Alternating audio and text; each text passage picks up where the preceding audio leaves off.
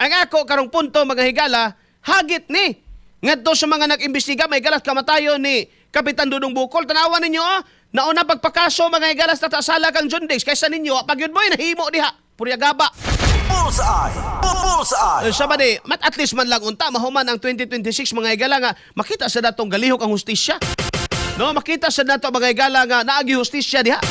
Kay, nagkabuang-buang na pangitang mga tao, asa man ng hustisya gibutang, dong! Alaw daw kong tanaw daw sa ilam sa lamisa, kay basig na ang hustisya diha, be? Sa kuan.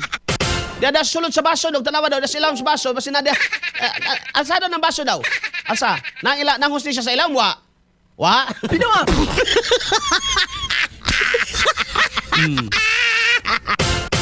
Kunay hagit dito kanang kailaha mayor og tatasala o kanang kang kuan. Bunga na sa kuan istorya nila mga igala. O, di tadiha. No, ilaha man ang katungod. Hala, sige, kay mo gihatag naman daw ni Mayor Tata ang bahin ni John Diggs. Walo ka libel case. Tiyo mo na. Mo din ay bahin niya, Mayor.